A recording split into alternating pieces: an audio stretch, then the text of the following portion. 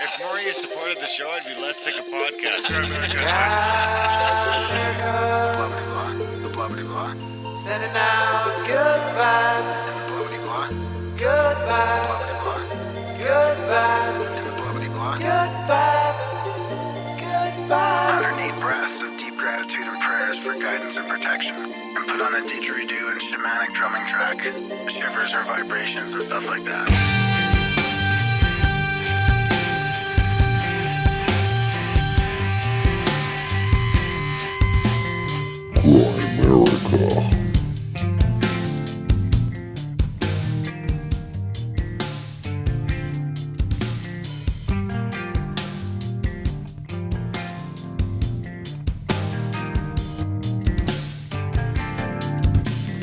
Okay, guys, welcome back to the Bialik Show. Coming at you this week with Jack Bialik. If it's a good chat, it's a fun one. He's written a book on sort of like ancient stuff that we take for granted, or stuff the ancient people were doing, but not super ancient. They're like not in Grimerica terms anyway, like mid-ancient, what we would consider the like history, not prehistory. But it sounds like he's getting ready to dabble into the prehistory part of it as well, which is going to be interesting because he's going to find a bunch of crazy stuff that's going to blow his mind, and it sounds like he's already ready for it. So, I think it's also about time capsules. Like there's modern time capsules happening, and ways to stop to save your information. Like I think he's looking at stuff like the digitization of our society right now and how fragile that is. That really, if something happened like an EMP, that it's gone. Like even the example I used was like 35-year-old 8mm tape. Like it's really hard to digitize that right now. So how do we keep all these records that we want to keep? what would you just have to watch it and film it with another camera? Yeah, but even to watch it, you have to use a VCR that has the right RF frequency. It's a Sony propriety. What's the word? Where do you get a VCR? Well, I mean, I'm gonna go to the thrift store in town here and see if they got one, but it's got to be a VCR with the RF thing on it too, right? I'm not gonna have a VCR at the thrift store. Are you kidding me? Oh, dude, I'm in the middle of Saskatchewan. There's a fucking hardcore. There's a video store in town. I bet you can buy one on Amazon. There's a video store. Actually, I should just go to the video store. They'll have VCRs. VHS to digital converter with remote. Look at that. This isn't VHS though. It's 8mm. They do have a VCR you can buy here, a 4-head hi-fi VCR. How much do you think? There are machines, rare, I believe, that are made to put an 8mm in and digitize it. But how much do you think this VCR costs? Like new or? Seems to be new, yeah. $49. $2.99. What's the kind you're looking for? 8mm? Well, no, it's not going to have. They don't have them, right? It's not. What is it called? The 8mm videotape player? I guess, sure. What do we got? VHS to digital converter. Yeah, $259. I don't know if that's the same thing. Well, London Drugs will do it for me for $40 or $50 per tape, and that it doesn't even. So if I give them an 8mm tape and there's nothing on it, I still have to pay $40 or $50. Is that high 8? I think so. It might be. So you can buy this machine that says it'll converter capable with VHS, VCR, DVR, DVD, high 8, mini DV, camcorder, cassette tape, and gaming consoles.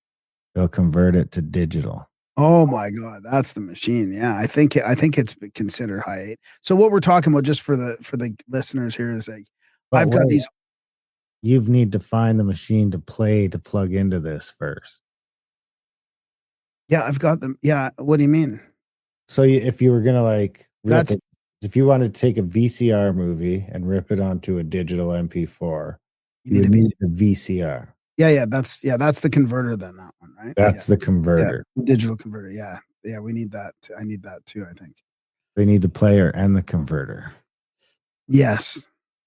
Unless I I use the TV. Like I think I can go VCR to TV, then to computer. Wow. But does that do it right in that thing so I don't need a computer then? Is that what you're saying? Does that do it right in there? Or is Yeah, that you would just plug the RCA cables right into this thing. No, I know, but then does it go to a computer from there? Is that like an It has a little adapter to a tiny screen computer? on it. Oh, yeah. So then what does it get digitized to? A little tiny disc or? I guess it just gets turned into like a whatever file, and then you would just hook this thing up to your computer and copy the file onto it. And away you go. How much is that? 260. So do you have the high 8 player? I have the mini camcorder, and all the plastic has gotten greasy, like because I So you pulled could it out. probably hook the camcorder right up to this thing and maybe do it like that. Like, Not greasy. No, I need to. Can you hook your camcorder up to your TV and watch the movies that way? Is it one of those? No, it's got the proprietary RF cable antenna that it has to be. It's a Sony proprietary RF antenna. And you can't get it on Amazon or eBay? Well, I've been looking through. I've got our assistant helping me on it, and it was giving me all the options. Right, there's a bunch of different options, but none of them are easy options. London Drugs for $40 might be the best option, but what I'm talking about is this 1990, 89 footage of like the Egypt pyramids traveling around Europe. There'll be some of that. There'll be some parties. Like there might be some scary shit on there too. Could be. Did you make it? But I don't think I used it a lot. Like, even though I had this little handy cam in the late 80s, I don't think I used it a lot. Oh, the footage is going to be terrible. Did you make a sex tape? No, I don't think so. No. You But don't I mean, think there so? might have been dude, we partied Yeah. hard. I mean, we had the thing out when we were partying, so who knows what's on there. Interesting. I don't think it's worth developing this. I think it is. To see the Egypt in 1990, don't you want videos of Egypt in 1990? I think the quality is going to be so terrible, it's going to be unwatchable. No, come on. I wonder what it would be like to even watch like a VCR movie, right? Like Yeah, in our that's world. true. I bet you it's worse than you think because you don't think of it as being bad back then, but now you watch it and you're like, what is No, it? It's like even 480. some shows you find, like you're watching, even on YouTube sometimes, you get like, if you find an older show that you rent or download that's from the like 90s or the late 80s, it's like, and it hasn't been upgraded, it's like you can really notice how fuzzy and you can't even tell who's who. It's like, how did we even tell which characters are which when they're in And the background? even when the TV doesn't have HD, high definition, like the TV channels, some of them don't have HD. You really notice the difference. Oh yeah, what we were watching back in the day was terrible. It's just like fuzz. But I still think it's worth the try, anyways. But Try one. Yeah, for sure. But I mean, the problem is it's expensive to try one, but it's expensive to do them all too. But I don't know what to. I don't know. Anyways, I think that what? How many do you have? Oh, like maybe 6 to 8 tapes or something like that. Maybe 9. Oh man, that's like $400 worth. Yeah. Yeah, I would try one and make sure it's worth it.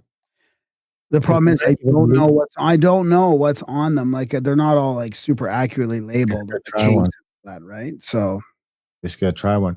The problem is because you might lose even more in the transition. Like you might do it and it might leave it literally unwatchable. well, it was telling you to actually warm it up first, like rewind it all the way, fast forward it all the way, then rewind it all the way back before you transfer it over. That's gonna break when it gets to the end. Maybe I should take a gamble at one that has some stuff on it and go there and see. Try one. Do one through London Drugs. Just take a chance at one I think is because I must have labeled some of them. I'll go through the bundle and see. Going through the bundle, I do want to give a shout out to Chucky. Uncle Chucky's probably listening. Of course, we met Chuck doing the trips. We're going to have him on the show because he's a geologist who made some interesting observations at the Azores that we want to talk to about. And he's been on a few trips with us now. So he's quite knowledgeable. But he came up for the weekend and came ice fishing. It was a good time. Yeah, I was going to join you guys, but I ended up going to a lacrosse game. So we didn't catch as much fish as we hoped, but at least we did. But you caught some big ones, didn't you? Yeah, we caught a couple decent sized ones. I wouldn't call them big ones, but we probably caught 10 at least while he was here. Got out the one day, just the two of us, and then the next day with the family and had a time. It was a good time, good hanging out with Chuck. He was doing some work on the wife's ring, so that's all finished now as well. We had a few more diamonds to it. Finished that off. So it's never good enough. I think he's done. I'm not saying for sure. Yeah. No, he's it was Chuck who wanted to add him. So what were you on those shacks on the frozen lake? Like people were commenting in the chats about your truck being parked on the frozen lake and stuff. That was mostly Tony. You know, funny enough, a truck went through the ice on that lake like a week before. Whoa, really?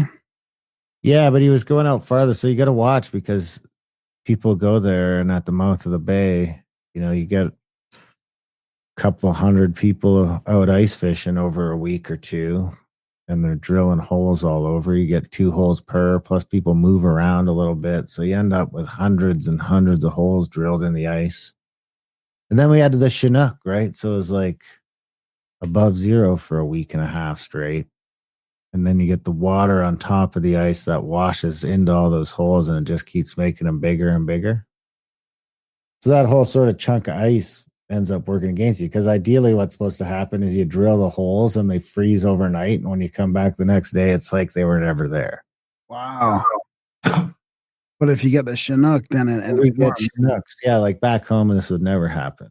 And even up north would never happen. But with the Chinooks in Alberta, it's something you got to watch for. It's supposed to drop down below zero. So we were fishing in only like 6 or 7 feet of water. We got a camera. It's pretty neat to see. It was a fun experience. And you have the nice warm shack. But it's going to get cold for a while. And then probably in February, I think I'll go again. Because we just had the little slough shack, but you can get one there. I think it's like $350 for the night or something like that, or maybe $380.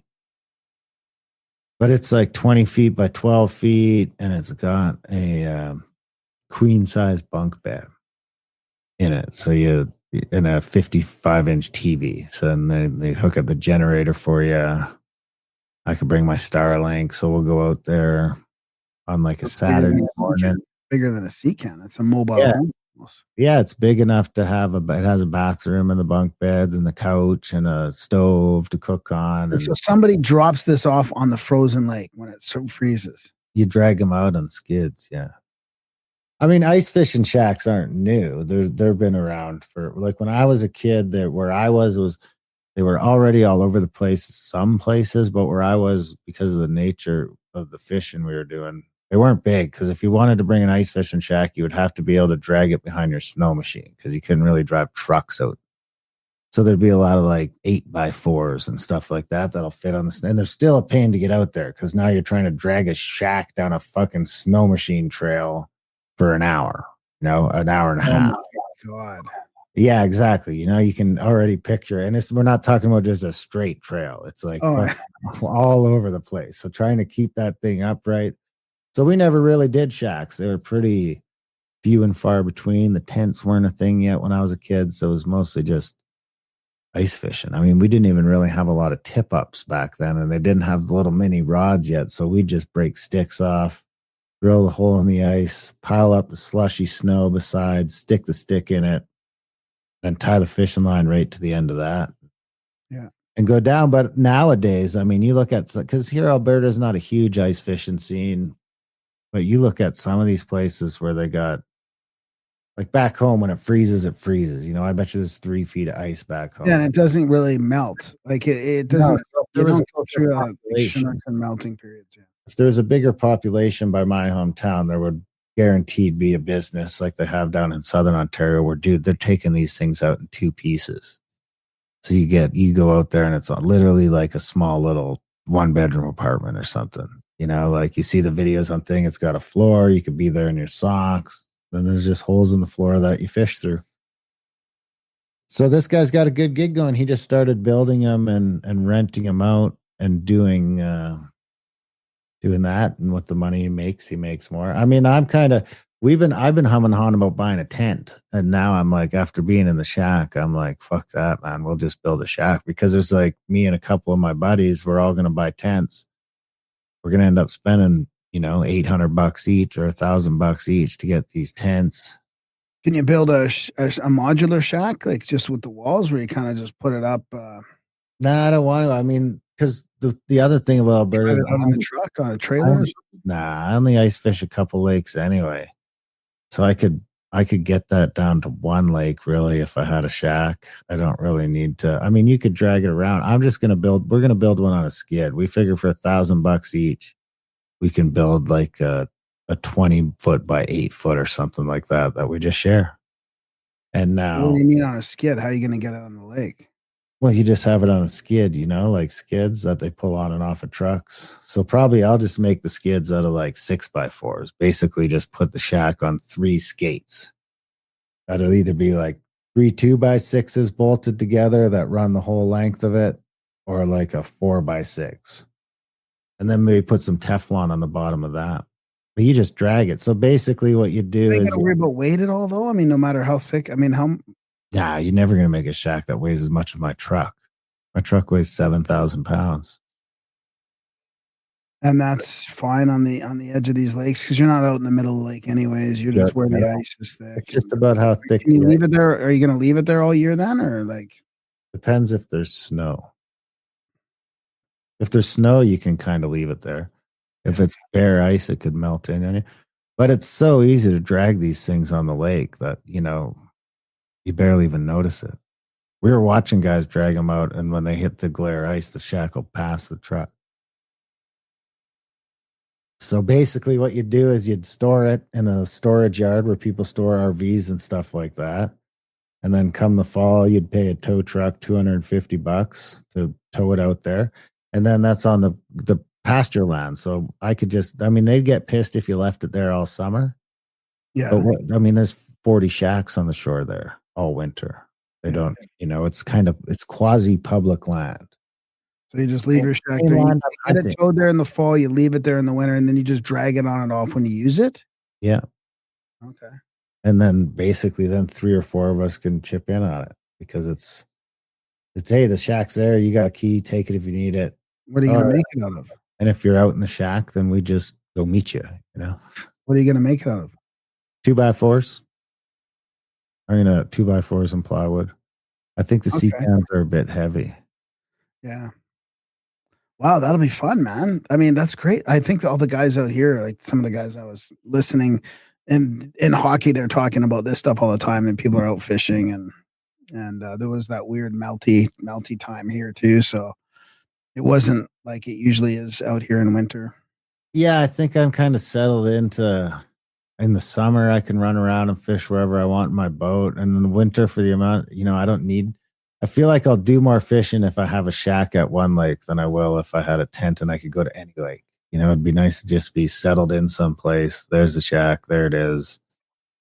Because it does make it a way better experience. It's just, I don't really care, because I grew up just being out there, freezing your ass off and fishing.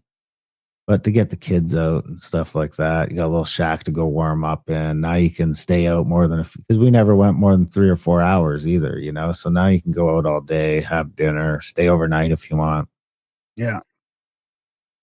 It's almost like winter camping. That's the fishing is just something you're doing while you're out there hanging out. Exactly. Makes it a little funner.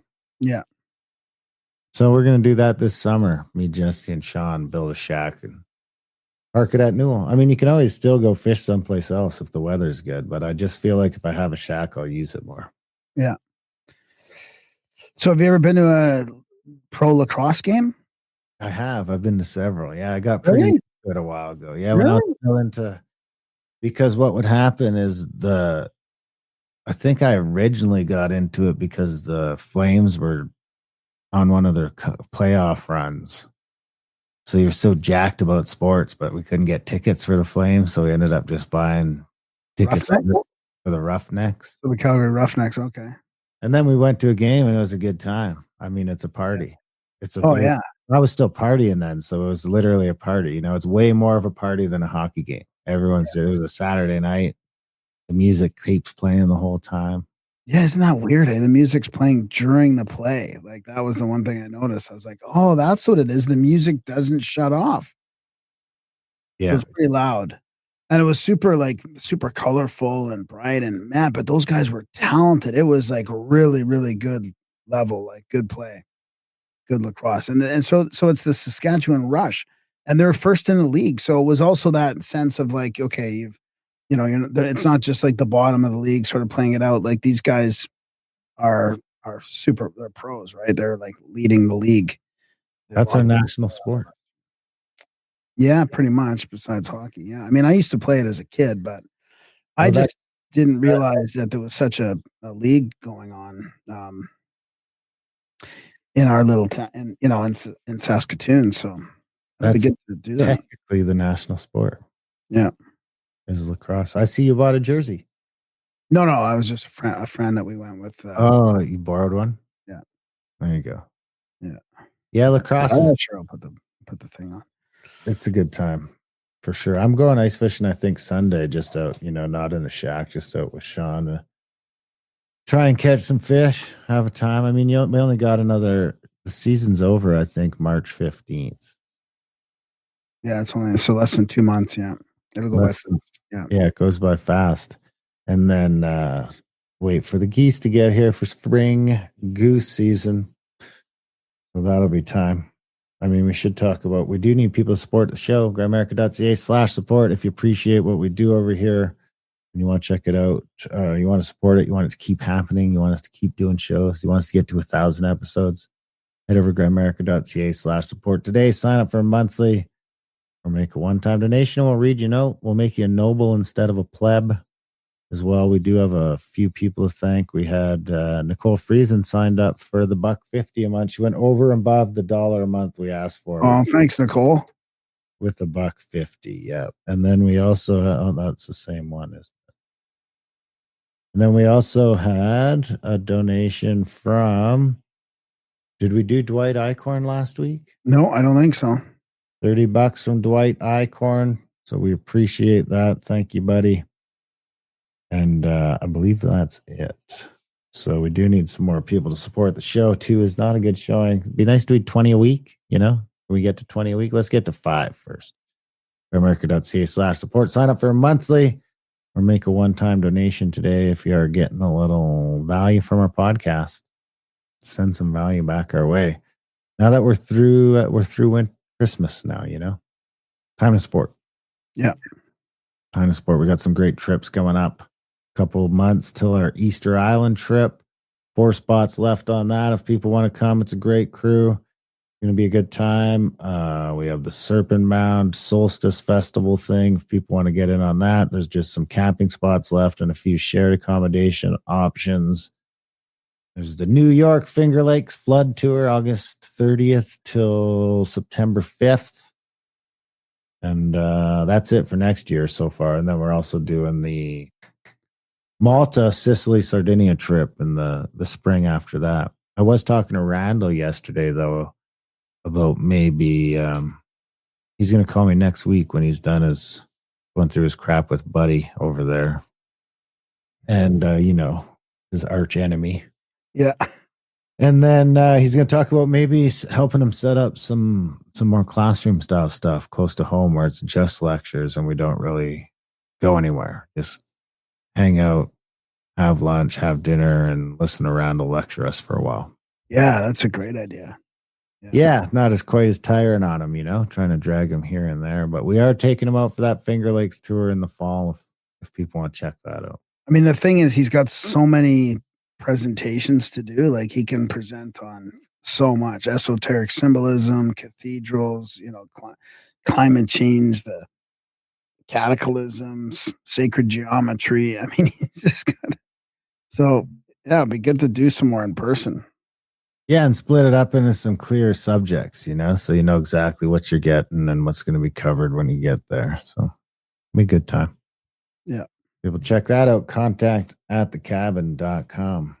Come on a trip with us. It's gonna be fun before the end of the world or whatever's gonna happen. Seems it's hard to know which way it's going. Could get better, could get worse. We talk about some of that crazy stuff on our other show, Grimerica Outlawed.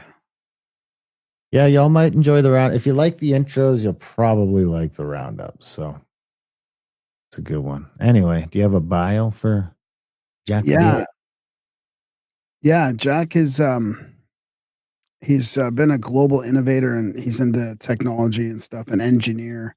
So he comes from that, sciencey engineering background. And I'm just going to read the mission from his website, which is jrbialik.com. But also the better way to get there is probably lostintime.world will take you there as well. To illuminate our past cycles of knowledge loss, inspiring humanity to consciously preserve, protect, and pass on our collective wisdom for all future generations. So a great idea for a topic and a book. And we're looking forward to talking to him when he gets his next book out. Absolutely. Big thanks to Jack for coming on the show. Big thanks to you guys for listening. Like I say, please support the show. If you are in a situation to even give us $1 a month, we're trying to get just like 1,000 of you to sign up for $1 a month. Let's start there. America.ca/support. But for now, just enjoy the chat with Jack Bialik.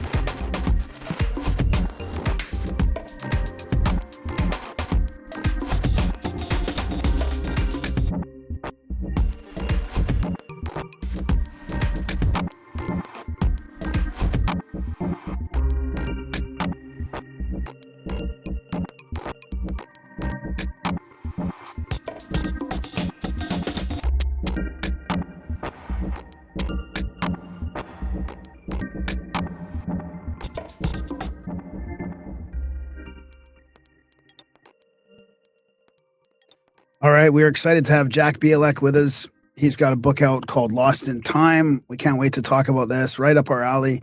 Thanks for joining us, Jack. Yeah, well, thank you for having me, Graham and Darren. Yeah, this will be really fun. We talk about this ancient mystery stuff all the time, and to me, there's some really big technological mysteries. I don't know if you'll address those specifically, but we can talk about lots of little examples that kind of get left out, so this will be good. Yeah, there's so many examples. It took me 10 years to put this book together, so I really compiled a lot of facts. I think there's over 300 facts in the book. Well, that's kind of what I was going to ask you before we get into some of the fascinating details of it. Is like, why did you decide to put a book together like this, and were you always interested in sort of ancient mysteries, or did something happen that kind of tweaked your interest specifically? Yeah, it's interesting because my background is in technology. I've done a lot of technology work. I've got an engineering background. And I just started seeing these things in the news, different facts would pop up. I watched the History Channel, whatever, and I would see things. I go, wow, that's fascinating. I never knew that, and just put them together. And I wrote the book, I started writing the book and putting all these facts together. And then I kind of got to the point where I said, well, what is the point? What is the point to all this knowledge we've lost, forgotten, and destroyed? And by the way, how can you write a book about something that's been lost, forgotten, and destroyed? But that's the point. That's what this book is. And I don't think there's anything like it anywhere. Well, and there's a really big point that I think that we can talk about, but it's that this wasn't like we don't progress linearly as humans, right? Maybe there was times where we were smarter, or at least in a different way than we were. And I think that's the main difference between our paradigm today, is that we're just, everything in our past was supposed to be dumber and not as smart, not as advanced, kind of like the hunter-gatherer type thing, which when we look at some of these leftover stone walls, this cyclopean architecture. It's like this wasn't hunter and gatherers that did this stuff. Yeah, when you start looking back on it, you find out they were just as smart as we were, but in a different way, and they had a different paradigm, I think they used for their life. It wasn't like we do, like we think about things and atoms and molecules and that sort of thing. They thought about things differently, but they had the exact same needs that we have. Was there anything specifically that triggered you into like, okay, like I got to write this all down? Like, was there a couple things you're like, somebody else needs to know about this, Yeah, for sure. The one that hit me right off was the cataract surgery. I was doing a little bit of reading, and it was just on the side, and I saw, 800 BC, this famous physician, his name is Shishruta, he did cataract surgery in 800 BC. I'm like, what the heck? We started doing cataract surgery in the 1700s. And you can see that I have some pictures in the book about how they would have to tie a person down to a chair to do cataract surgery. And that's because your eyes have more nerve endings. Your cornea of your eye has more nerve endings per square inch than any other part of your body. And when you get a hair in your eye or you get a piece of dust, it drives you nuts until you get it out, So when they started doing cataract surgery in the 1700s, they would have to keep the person down until they invented cocaine eye drops that, were an anesthetic. But 800 BC, Shishruta did cataract surgery. He did a whole slew of other things. We have books and writings of his. They did nose jobs, rhinoplasty. He treated diabetes. Just amazing the things that he did. But if we just keep looking further back, we can find the Ebers Papyrus that was found in ancient Egypt, 2400 BC. What is that, 4,000 years ago? They were doing cataract surgery then.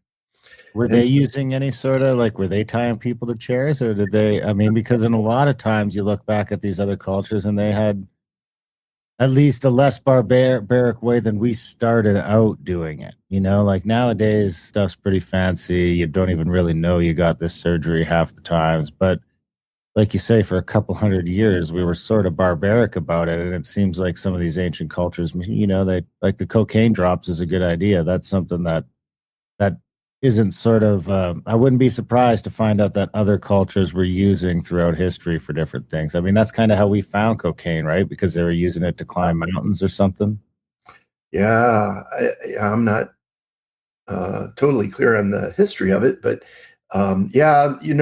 they had ways of numbing. They probably used cocaine, but just gave it to the person, so they wouldn't feel pain. But I mean, we even do that today. What do we use? Methadone in hospitals when people are in great pain to numb them, and they probably use the same types of things.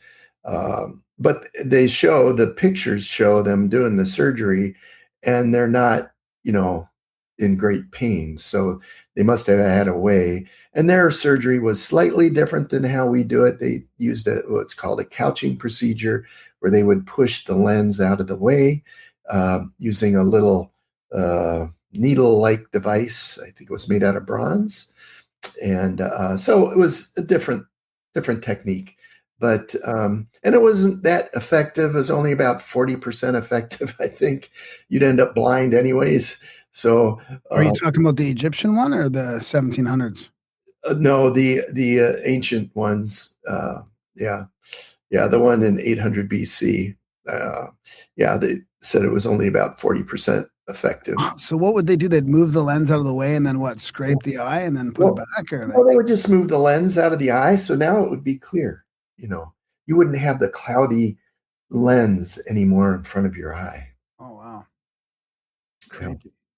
Yeah, a little different, but they had the same needs. I like to talk about plumbing because, plumbing, you need plumbing, you know, uh, sewer systems, they started back in, we think about it back, the Romans used sewer systems. They had water distribution systems in 500 BC. And, we even find it further back. The Babylonians in 2900 BC had sewers, and Neolithic people living in 3000 BC in Scotland and the Orkney Islands had sewer systems. Yet, if we fast forward to the Middle Ages in Europe, the 1300s, there were no sewers, there were no toilets. Sewage ran off the top of buildings and into streets. And it wasn't until the toilet was invented in the 1500s in England for use in castles that they came back. So, Do you what think happened? do you think that's what I was just going to ask that? Do you think that's like a forgotten where because there's all these sort of signs in our history that point to a prehistory, for lack of a better term, like it seems like the people we're talking about in Scotland, even in 3000 BC, I would argue didn't have the capacity to be building some of the things that we're finding in some of the places around the world or buried and things like that. So you can almost look at that as like a forgetting, we slowly forgot about all this stuff and it's sort of rudimentary because you'd be sort of listening to stories after stories after stories about how you never used to have to go to the outhouse. You could just go to this room and so you'd be sort of trying to mimic that in different rudimentary ways. And it just sort of seems like, in some ways, it seems like our amnesia sort of peaked around like 1000 BC or somewhere in there. Yeah, here's the thing. I used to think, oh, you know what? We forgot all this because, we destroyed the knowledge because of wars, or there's earthquakes, there were fires, there were floods. We lost all the information, right, because of that. But I don't think that's it. I think the real reason we keep losing this information is because we don't want to save it. If we wanted to save it, we would save it. You think about yourself. If you wanted to save something for a friend or a family member, you put it somewhere where it's safe. You make sure, you put it in a fireproof container in your house or something, so it's there for the future. But here's the problem: as a culture, as a world culture, as different cultures, we don't think that's important. We would rather go to Baghdad and bomb, Iraq and lose millions of artifacts during the Baghdad War. And it wasn't just one country, right? It was many people going in there, they were participating in that. And not only that, their own people were doing it as well. But, just destroying, they estimate over 1 million artifacts. Oh my God. Yeah. And it's because we don't care. If we cared, we wouldn't do it. True. But it seems like there's some evidence they did care about a couple of artifacts because there's a bunch of reports that a lot of those special units went straight to museums and sort of took over the place. Yeah. It almost seemed like they were looking for something specific. Yeah. Yeah. The interesting thing that lines up with it, because you have the Y chromosome bottleneck where it's like 95% of all the male genes sort of combine, and that's right in that 5,000 to 7,000 year ago window. They say wars or this and that. We've had other people on that think it was maybe to survive a cataclysm. That's what you would do is you'd have one dude for every 20 women if you had like a space issue or something like that, because that's the easiest way to sort of rebuild the population after collapse. But either way, whether it's a war or what it is, it seems like 19 out of every 20 dudes died around 5,000 to 3,000 BC, which is sort of right in that window where we're talking about. Yeah. Yeah. Something seems to have happened. Well, there's the big elephant in the room, the Great Pyramid at Giza, and I've done something. So, you know, there's a lot of conjecture over how those pyramids were built, you know, and there's a lot of good ideas on it. But we don't have anything written, anything that says how they did it. And it would be a huge it would be a huge engineering feat today. You think about it. So I did some simple math, just really simple. I said, well, one of those pyramids has 2.3 million stones, right? And we estimate that it took them 20 years to build it. So if you just do some simple math, that means you would have to lay 3 to 7 ton stone every 2 minutes. 12 hours a day, 365 days a year for 20 years. And by the way, they all have to be precisely flat. They all have to fit exactly together. You know, you just can't haphazardly throw these things on top of one another. You know, that is amazing. Well, which also means you didn't have to just lay it, but you had to quarry it and finish the stone as well. Move it. I mean, we've seen the casing stones on the small pyramid. We've climbed up to the top of the back of it, and it is completely flat. Like the ones that are exposed, they have this like the pillowy surface on the outside, but then there's this whole area of the top of the stone where the other casing stone fit on top, and it's completely flat. And it's centered on all four sides. So it's almost like that was their sort of, they had to flatten out one spot in the beginning, and that was their working point. And you can see that they're just clearly laying on these blocks that are sticking out a foot and a half past this flat surface. And you go to other sites where there's clear evidence that they were just doing that and then scraping it off after. You know, how they were doing that. You know, we were lucky enough to go to Egypt to get special permission to spend time in the pyramid with just our group and really, you know, with no cameras and no security, and go to all the other place. And you walk away from that saying there's no fucking way that this conventional story is true. There's just no way. We can go there and you can see that they've built this, say, the Temple of Dendera. I might mix them up, but I think it's the Temple of Dendera, which is nice. It's got the beautiful ceiling, all this sort of stuff, just covered in hieroglyphics everywhere you look. The wall, the ceiling, the columns.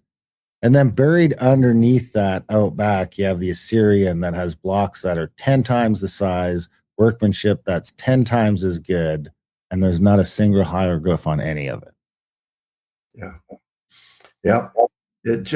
It's mind-blowing. So, I mean, I think that's evidence we had some technique, you know, that has been lost. You know, and it was global, because to me, the real like smoke is you look at those nubs and you see them in Egypt on the blocks. You see them in Machu Picchu on the blocks. You see them on Easter Island on the blocks. It seems like wherever we go, we were looking at Japan, they got the nubs. We're going to Malta next year. We haven't been there yet, but we've seen pictures of them and they've got the same nubs. So it just seems like we don't even know what the nubs are for, but somebody did clearly. And it seemed to be people all over the world knew what they were for. I have a theory. All right. It's the last remnants of the excavation that just holds the block in place before they take the block out of the quarry.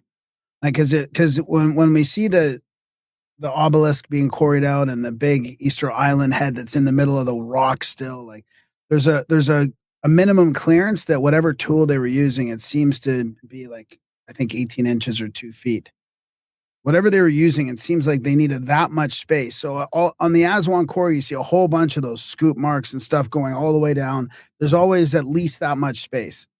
So my point is, actually, in the Aswan quarry, that one, not the obelisk there, but the other big block that was left there, they've gone down and almost like the bottom is very narrow. So you're going to have to get to a point where the block's just sort of sitting on a couple nubs. That's my theory, is that break it off. And then they break it off. The nubs is just what's left before you actually like extract the block. But yeah. Who knows? Well, and your point is very good too, because I'm saying you got to lay one stone every 2 minutes, right, for 20 years Yeah. Well, you got to cut one stone, dress it 2 minutes for 20 years. I mean, and that's the easy part. And move it. Yeah, and that's still the You easy gotta- part. yeah, And you quarry gotta- it and move it and do all that stuff, elevate it. That's still the easy part compared to when you start looking at what they've done with the shafts and the chambers inside there with blocks that weigh 80 or 100 tons. Yeah. That's where the like, could we actually build this thing today if we tried? You know, because I go back and forth on it. I really do, where it's like, because I did construction, you know, on a pretty high level for a long time. And I've lifted beams that weigh, you know, 20,000, 30,000 pounds. And I've seen the cranes that we need just to build that. So to think about that, at a 30,000 pound beam that needs the biggest crane in town, that's still only 15 tons. You know, that's nothing. We're talking about moving blocks 10 times that and getting them 100 feet or 200 feet in the air. It just seems like, I don't know if we could do it. It'd be fine if we weren't such a fucked up people that we could be like, hey, let's try and build a pyramid. You know, it'd be like, cost like nothing compared to some of these wars, and it'd be a neat little experiment. I'm not sure we could do it. Yeah, well, and I think that those numbers are that I gave are conservative because when you're actually in doing construction, you know, you can't just figure out to do that. You got to worry about waste. You got to worry about, you know, every once in a while something's broken, so you got to do an extra one, or, you know, when it's delivered, you know, something's wrong with it, so you got to have backups or, you know, surplus. Weather, you have weather too, right? You're going to lose some days for weather. You're going to lose some days for, you know, church and Mental all health that. days, mental health days, and Yeah. sick Yeah. days. Somebody gets sick or injured, or you drop a stone on somebody's foot. I mean, who knows? I mean, all kinds of stuff, right? And then you got the little stuff just like this, where it's like, you know, how did they make a granite vase that is perfect? You know, this is obviously just a chunk of one, but you start looking at stuff like that and you can see the tool marks on it. And they're like perfectly straight lines that go around this. Mine's just a shard. It's hard to find full pieces, and they're worth a fortune when you do. But, you know, I can look at this thing and say there's no way that was done with the chisel and the hammer. So there's even like, it's not even just the pyramids. It's even just down to the small stuff they were doing that we don't even know if we could. We don't know if we could make one of those granite vases today. They just, a few friends of ours just did some scans on some of them over at the Petrie Museum or whatever it was, over whatever it's called over in the UK. And they were finding that the thickness of that full piece is like within a thousandth of an inch, the entire artifact. Yeah. Did you come across any granite working tooling at all in your research?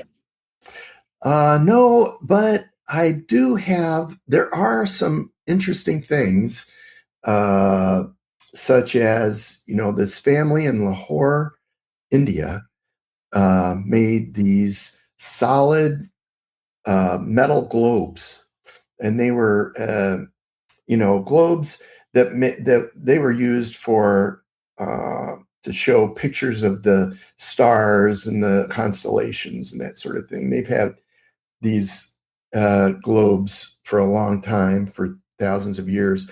But the interesting thing about these globes, and they're studied, you can find these, I think they have them at the Smithsonian. The interesting thing is these solid metal globes are hollow, and we don't know how they made them. Like, and this was in the 1400s, so it wasn't that long ago. But we have no idea how they made them. And if we tried to make one today, it would be very, very difficult. Because what we do today is we take two halves, we put them together, we weld it, then we, you know, sand it down or whatever. But what they did is made a whole, you know, you can't use lost wax technique, you know, because the wax would melt. I mean, how do you do that with metal? Very difficult. But It's not cast, right? They didn't cast it. no. So, you know, it's an interesting thing that we find, and we find things all the time. I mean, I don't know if you want to talk about one of these. Oh, I was going to ask you that. I had a note to ask you about the dodecahedron, so I'm glad you brought it up. Yeah, you can get these. This is just a replica. You can get it on, I don't know, Etsy or one of those places. But yeah, the ancient Roman dodecahedrons, you know, these, they found over 100 of these. They were like in the year 300, I think, these were buried.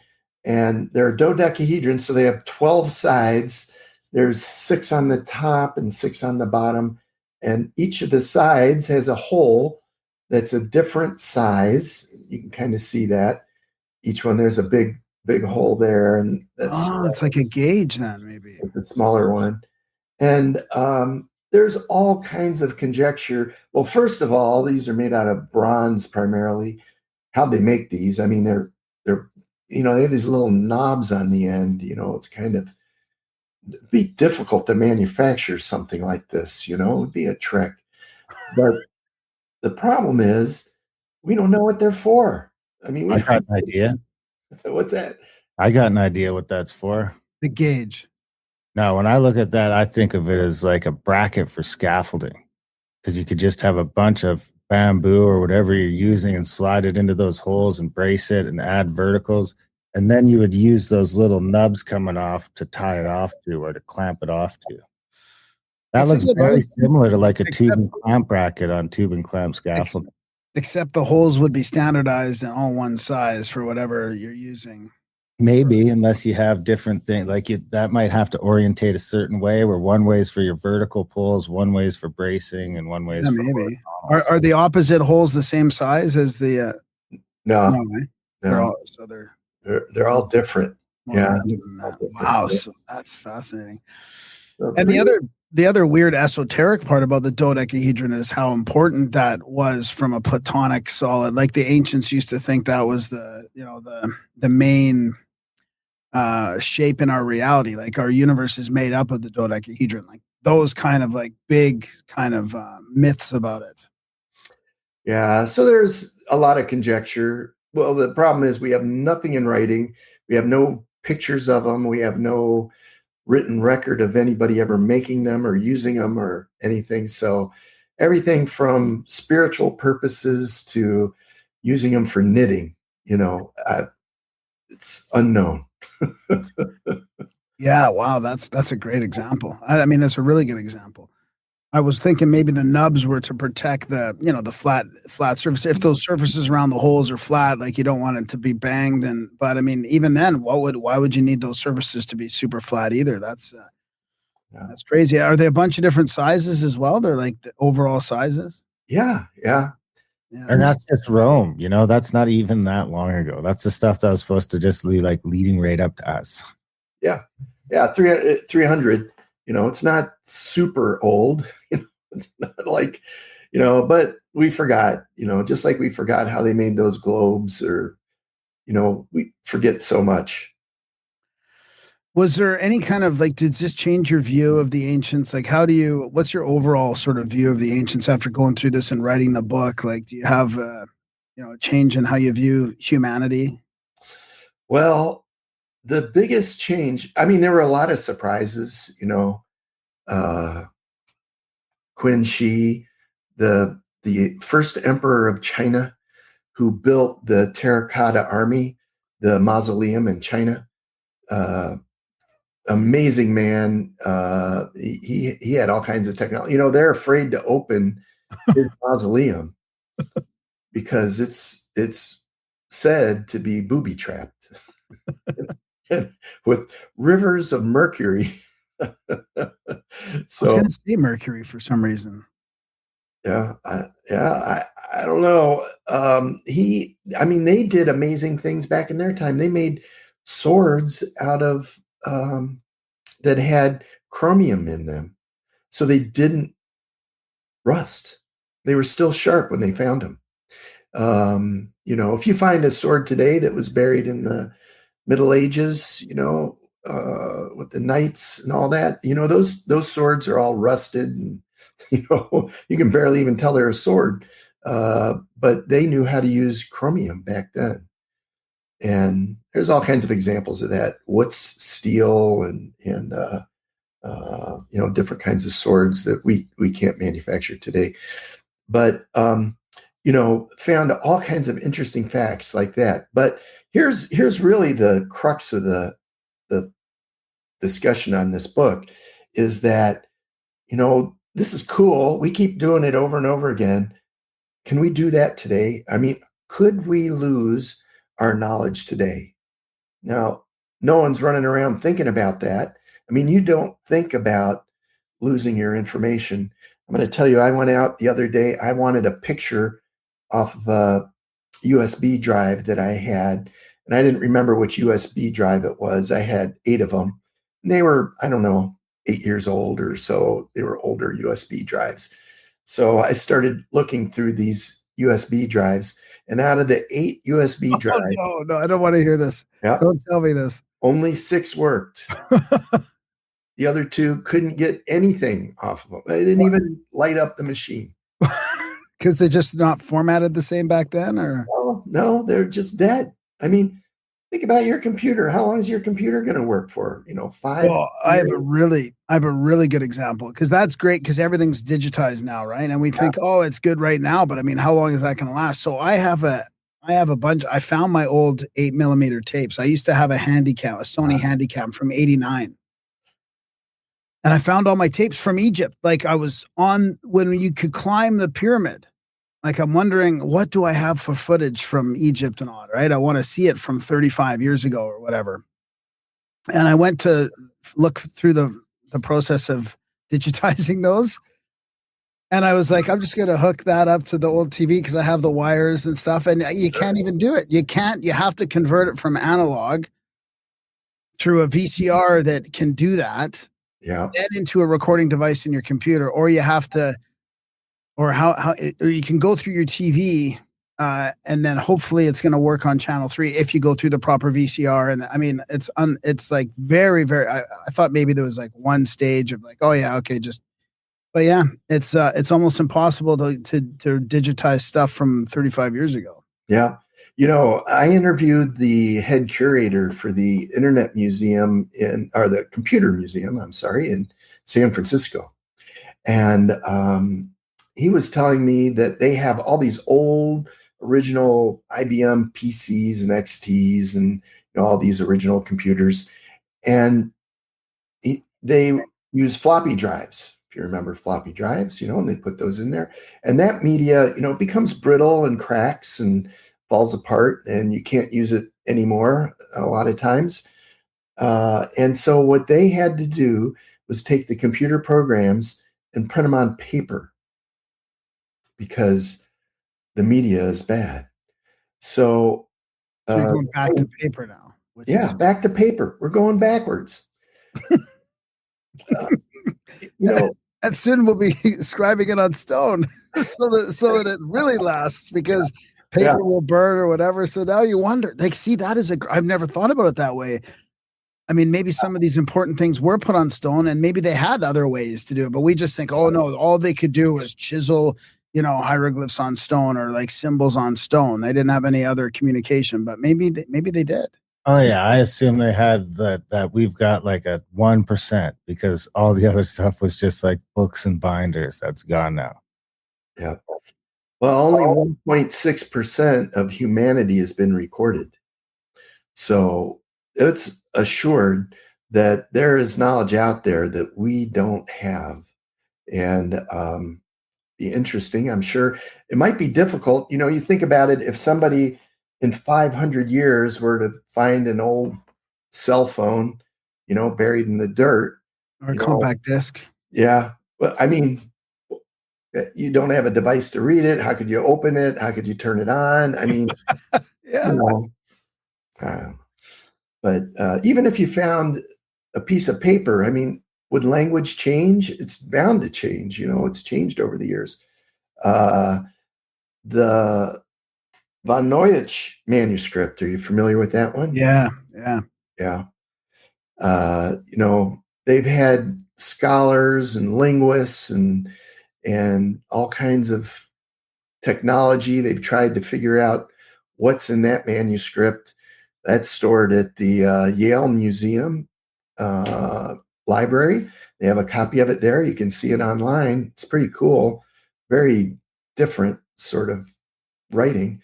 But they've been able to verify, scholars have verified that it's a real language, like it's not made up. And the reason they can do that is they have a way, there's a law that all languages that are spoken or written have to follow.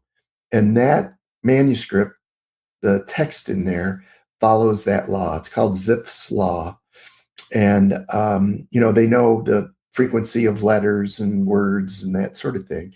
And so they know that it's an actual language. Well, we don't know what it is. We can't read it.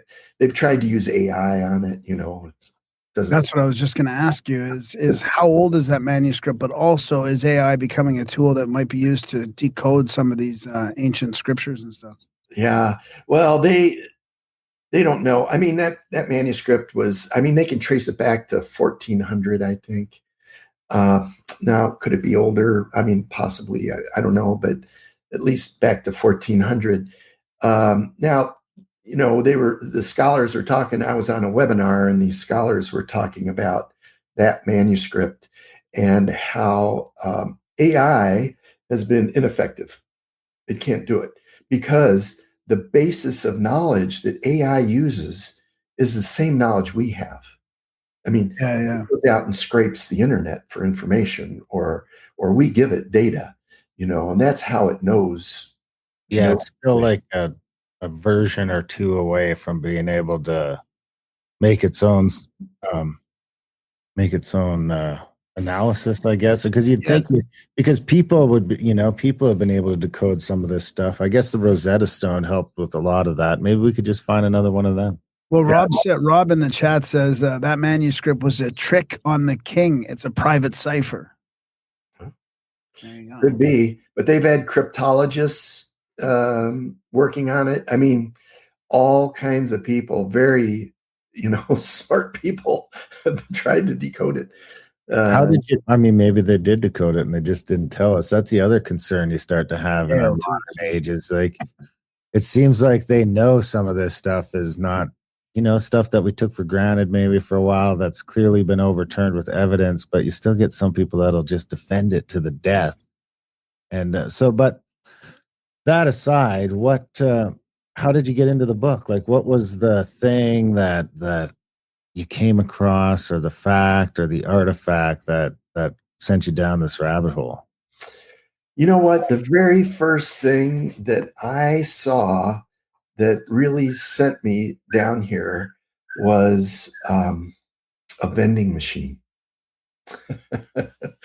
So Hero of Alexandria invented a vending machine in 10 BC. And Hero of Alexandria was a really, he was a big inventor, invented many things, but he invented a vending machine that you could put a Roman coin into and it would dispense holy water at temples. And it was even so sophisticated as to generate a great gig. Come on. well, so it would dispense holy water, and then they would generate steam and have it go on the face of an idol and make it look like it was crying in order to get more money, more donations. So things haven't changed so much in 2,000 years, but it is amazing, how a simple thing like a vending machine, is, and that's really what got me going. That one thing. Have you come across any giants' weapons, any oversized swords or axes or stuff? I know I see all these memes online, and half of them I think are probably fake, but I've heard of some that are even from China. I think they've got some really big ones. Yeah, I haven't. I am doing, more and more research on some of these things.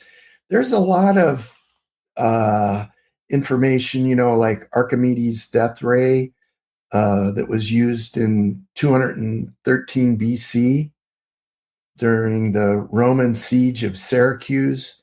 The Syracuse held off the Romans from overtaking them for, I forget what the time was, like a year or so. It was a huge amount of time. And Archimedes was another one of these guys. Now, how he did that, they conjecture, they don't know, but they conjecture that he used mirrors somehow from the sun to generate this ray that would, catch the boats on fire, to keep the Romans away. And they've tried to do it. There's several universities that have tried to do this. And, if they had 50 people hold mirrors, they could start a piece of paper on fire. I don't think that's what Archimedes had. He had something a little bit better.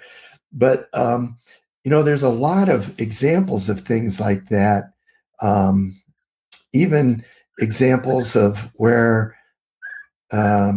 even, maybe there was atomic explosions in the past, I believe it was the Indus Valley, where they've found glassified remnants of sand and artifacts there that they believe the only way that could have been done is from an atomic explosion, or some very, very intense explosion.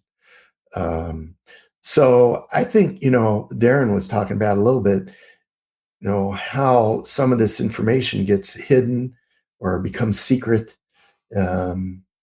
maybe on purpose. Maybe it was a good thing. I don't know, depending on what that was. But I think people should be able to make their own decision on how to use it and what to use it for. So did you have to have any sort of rules around what to include in your book? Because there's a bunch of myths as well. Like, let's say like Greek fire or ever burning lights, ever burning lamps, and like Ark of the Covenant, the Vajra, these kind of like mythological weapons. Like, because some of these are physical items that are there, but they might have been used in a different way or with different sort of magical powers. So is there any way that you kind of had to distill a bunch of stuff out of your book? Yeah, that's great, Graham, because yes, because there is so much written out there, and a lot of it is well placed. There's no question. People have made good, what do you want to say, academic or not even academic. I mean, good reasons and rational thought, as to why this or why that. But I tried to just stick to things that, we have actual evidence of. We could go over there and look at it, or we could touch it, we could see it. I tried to stick to that. And I might veer off a little bit on my next book. I might go more and look for more in other areas and see what we can find. So I'm working on the next book, which is going to be a collaboration, and I'm going to look at megaliths and monoliths, both above ground and below ground, around the world, and look at maybe trying to figure out what was the point. Why are there all these all over the world? And maybe they're, I'm thinking maybe it was for, healing, maybe personal healing, maybe healing for the earth. Maybe we're kind of mean to the earth, I think. Maybe something like that. So yeah, I'm going to be taking a look at it, and I might open up the doors a little bit on the next book. Nice. When do you think that'll come out? Probably would be next year. Yeah.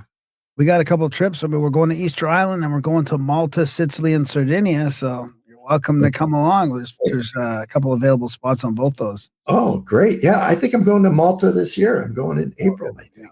Yeah, right on. Yeah, that'll be fascinating. Yeah. Sardinia I never even knew there was stuff on Sardinia, but it just sort of like, there's more stuff than you can see in a week, is what we found out. We had to figure out a bunch of stuff to cut out, because it's just, Sardinia just seems to be this gold mine of stuff, right from megalithic through to Roman, through to medieval, right up till now. I mean, it's one of those rare places in the world where you can sort of see that. Wow, that's great. Yeah. So is this a tour you're doing with your... Yeah, we do tours. Yeah, we have contact at thecabin.com. We do a lot of stuff with Randall Carlson. And then we do some megalithic stuff on our own. Like, we got Easter Island in April, Serpent Mound in June. We got a flood tour of the Finger Lakes with Randall Carlson in September. And then we got the Malta is not till the spring of 27. And now we're sort of we're looking at adding Japan to the roster here. Wow. Sounds great. Yeah, it's pretty cool. It's neat to see these things firsthand for sure. It really like because you can look at the pictures and sort of take for granted some of the ways of not take for granted, but you can really just sort of undervalue how well built that stuff is. And when you go there and you look at it, and you can get down on your hands and knees and look at a column base or something like that, and it's just like, I'm not sure that that's again. You look at stuff that it's like, I don't know, we could do that. I'm not sure. I mean, we've seen stuff on Elephant Island and in Karnak where it's not even the big stuff like on the Great Pyramid. It's just like a solid one piece granite block that's like the size of a truck, and it's just perfect. It's made out of one piece of solid granite, and it's perfect. And it's like one piece that's still intact in like a graveyard of shards of the exact same sort of stuff. So it's not even like it was a feature piece. It was just like their stuff. It was just their stuff. And it seems like it was all, and you can even see a lesser version of that or a better version of that, depending on how you look at it. Like I would argue from like a megalithic standpoint, the cathedrals are a drop away, but in a like an ornamental standpoint, they're sort of above and beyond. I mean, you look at those cathedrals, and we're not doing anything like that even anymore. I mean, if you go walk through those cathedrals in Europe, and I've only been in a couple, there's just like everywhere you look, what is like took someone forever to make. So they had so much food and so much abundance and whatever going on that they took the time to make these cathedrals that just sort of, you can't even really put into words. But when you walk into one and then you walk into the mall or even these hotels that are supposed to be nice or whatever we've got today, and nothing really compares. Yeah, I agree totally. I've been in some of those churches that were built in, I don't know, 1300 or whatever. And you're like, wow. This is a work of art. It's not just, it's a masterpiece. And what kind of workmanship went into this? It's just amazing. Yeah. And you're going to love the Cyclopean architecture all over the world too. I mean, how is that all over the world? The same type of architecture. Like when I say Cyclopean, I mean that the real tight polygonal shape blocks, fitting together exactly, Yeah. almost like earthquake proof or disaster proof, or maybe polar reversal flood proof. Like it could be like, that's, yeah, it's quite fascinating. Yeah. Those pyramids, they were built in a way, even the other ones, there's Mayan pyramid. I've seen some of those, they still stand through earthquakes and whatever else. They're still there. Yeah. Built phenomenally. Yeah. So is there anything else in your first book, this book, that we should mention? Any other highlights in there that? Well, the one thing I do want to touch on, because I did talk about the past a little bit, and then the present, what we're doing today and how we store our information on SSDs and, even DVDs and CDs that only have 30 or 40 years of life. Those pits in there will oxidize and you won't be able to read it. And over time.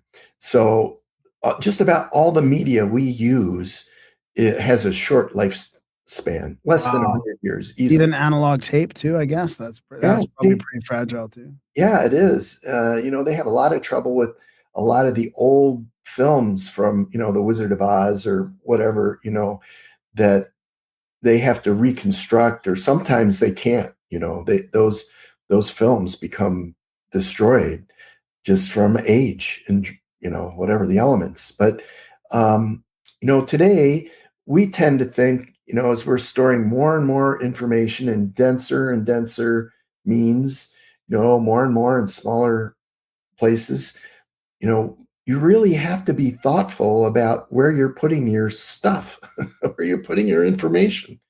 If it's something that you really need or you really want others to have, you got to put it, be redundant, put it on the cloud. Well, I'm just kidding. I'm going to talk about that because, but I think multiple places is the best approach, or, maybe even put it on paper, or if it's a picture you really need, print it, save it like that. But yeah, the cloud, let's talk about the cloud for a bit. Well, actually, before we do that, like what are some things that people can do besides just backup hard drives? Like, is there some sort of drive that's going to be a little bit better that might not be obsolete as quick, or Well, are we just is all this technology just in? We're going to be in trouble in a few yeah, years. it's all pretty much in trouble, except, I will say, if you think about it a little bit, because most of it's just hardware, it's just electronics. Electronics breaks, period. It just does. And so storing stuff on there, has a limited life.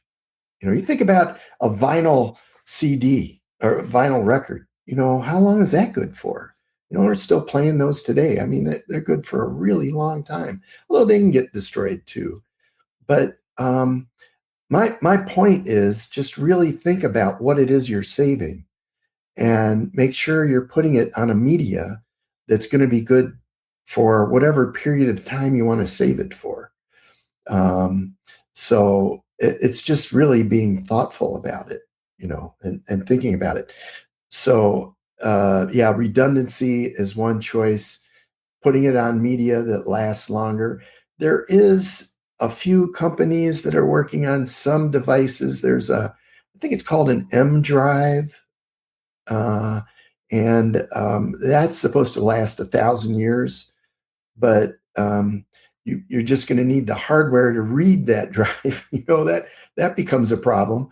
Right now, try to find a drive to read even your CD. Most laptops don't even have CD drives in them anymore. You got to go out and buy one special.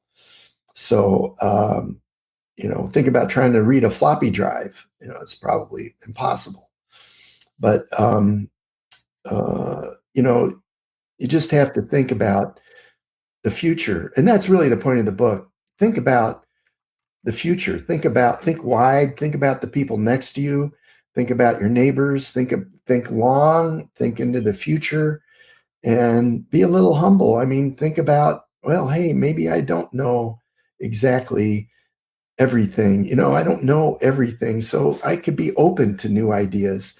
What are other possibilities out there? Are some of these old things good? Could we use them in the future? Here's an example. In the year 400 BC in Peru, they started doing cranial surgery.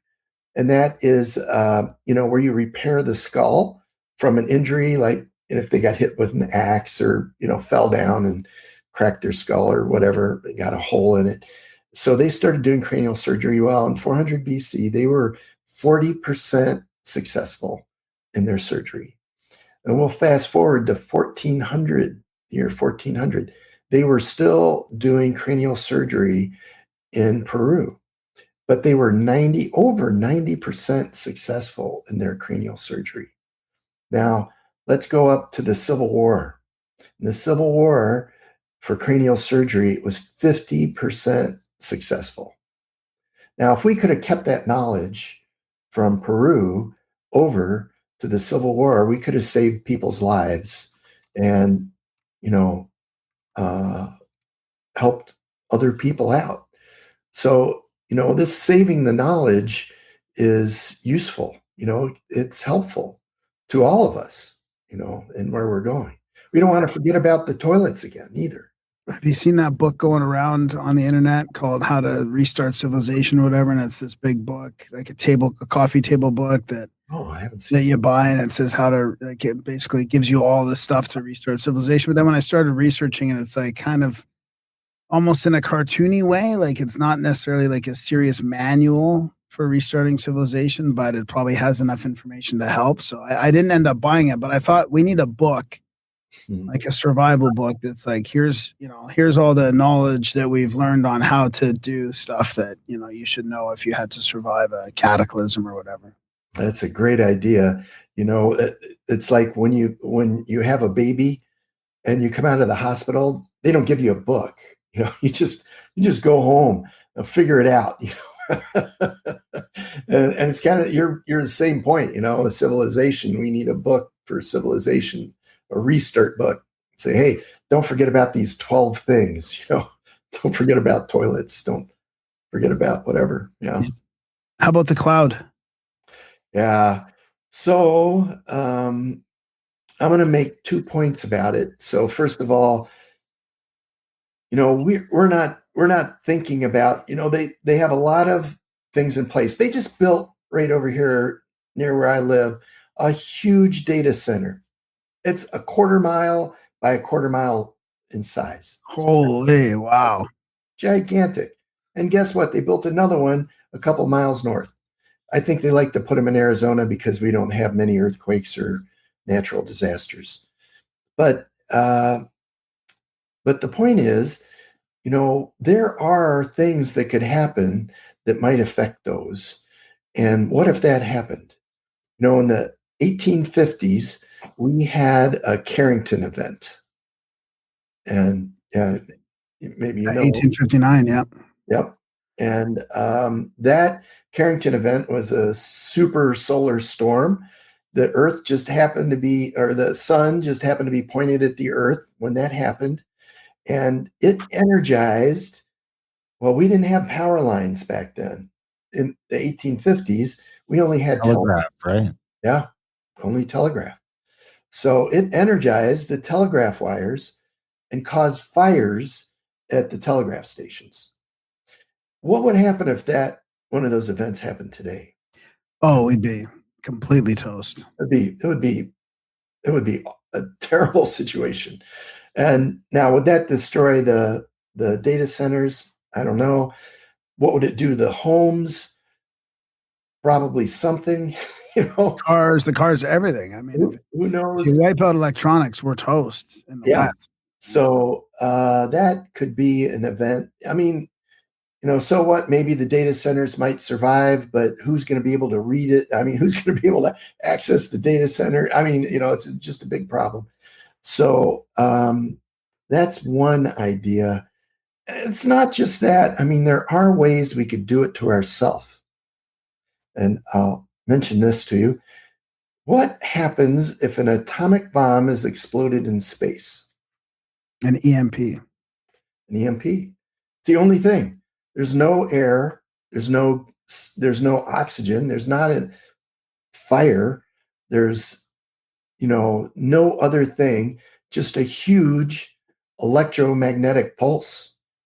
And what's, that going to do? Well, it's going to destroy a bunch of satellites. But besides that, it's probably going to send a big old pulse to the Earth. And what's that going to do? So I think it's been done once and only once for probably good reasons.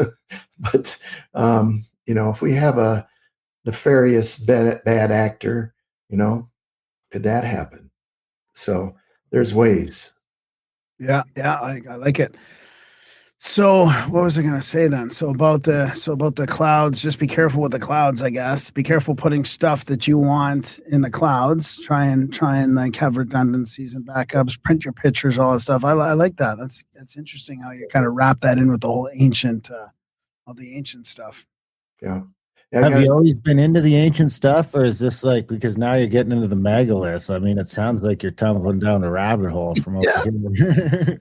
I know. I don't know. I don't think I'm going to be able to dig out of this one, but you know what? I always had a little bit of an interest in all this. I always thought, always was interested in the Mayans and the Egyptians. That always was a big thing for me. I like to watch all those shows, about Egypt and what they're finding and what they know. So I am very inquisitive that way. So yeah, I think that had a lot to do with writing the book and getting it out there. Well, I'd love to know what you think about all the granite works that you find, that you come across, because to me that's one of the biggest physical mysteries that needs to be solved, that's just being ignored by all the archaeologists, is how they made the stuff that Darren talked about, like on the Elephantine Island, the big granite boxes in the Serapeum, the smoothing of the small pyramid casing stones that's still there, half finished, there's all these half finished granite works around that nobody's really explained, like how they did the coring. I mean, you know, it wasn't banging diorite balls onto the granite. Like, I just don't think the mainstream explanation. So there's a bunch of theories, but that's a big mystery that needs to be solved. So take it on. We'll see what we come up with. Yeah. Jack, this has been great. Where can is there anything we missed? Is there anything we need to touch on before we start to wrap up? No, I think that was the point. I think just awareness is a catalyst for change. And I think just by everybody being aware of this, it'll help change you in some way that's for the better, you know, for the future. Where can people get the book? Do you have a website or any social media or stuff like that they can follow you on?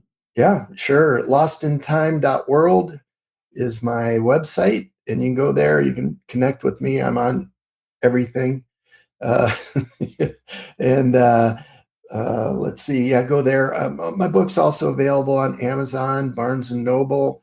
I think I've been sold out on Amazon, so maybe Barnes and Noble's faster. I don't know. Oh, good for you. But yeah, so check it out, and bookstores can order it as well. Your local bookstore. Oh, good. Yeah, let us know when the other one comes out too. We'll have you back on. All right. Yeah, great. This has been great. Yeah, it's been fun. Yeah, thanks, Jack. Thanks for coming on the show. And when the book comes out, let us know. Like Graham said, we'll do this again. That'll be an interesting show because we've been tumbling down the rabbit hole for a little over a decade ourselves. So yeah, you guys really know your stuff. Yeah, we try to learn it anyway. Yeah, we don't really know anything. The more you learn, the less you feel like you know. You know. that is the paradox. Yeah. Thanks, buddy. Yeah, thanks, Jack. Come back anytime. Have a good day. Take care. And that was our chat with Jack Bialik. Bialik, yeah. Bialik. Lost, we should have confirmed that. Lost in Time, a ground-breaking look at what humanity once knew. It's a good book. I haven't read it yet, but just the premise of it, you know, I like it. And it's like a good entry level into some of the stuff. And this is a good book to buy, like, because most of the people that are listening to us are in the deep end of the pool already, but you all know some people that are still in the shallow end. This is a great entry level into we're not as smart as we think we are. So big thanks to Jack for coming on the show. Big thanks to you guys for listening. Even bigger thanks for the 1% who keep us in business over at grimerica.ca/support. If you're getting some value from our podcast that we've given you 750 episodes of for free, check out grimerica.ca/support and sign up for a monthly or make a one-time donation today. Of course, for all these people that watch on YouTube, you can just go to our YouTube page and sign up for like $2 or $5 a month there too. I think there's a couple different options there, so you can support through YouTube. And check out our other podcast, Grimerica Outlawed.ca, audiobooks at adultbrain.ca. And all those trips we were talking about, I think we got 4 for sale right now and some more coming soon. Contact at thecabin.com. Other than that, we love you guys. Thanks for listening. And we will see you next week.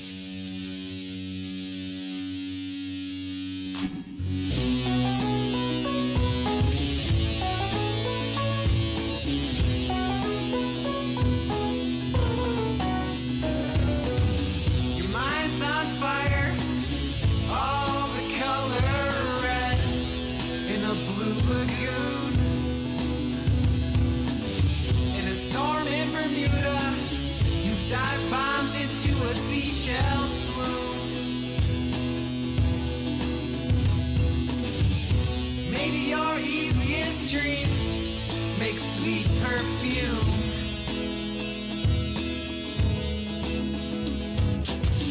While you're yawning, yet not breathing in a hospital room.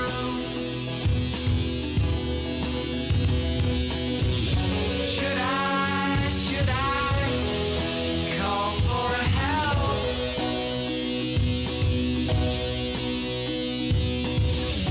We are drowning in this ocean swell. Let's start from scratch. Quit living these lies and become unattached. The idea of some far-off future is is the fuel for your worries. But for God's sakes, time is eternal. Please do not hurry. Please do not fret. Please act now in a way that doesn't lead to regret. Please stop smoking so many cigarettes.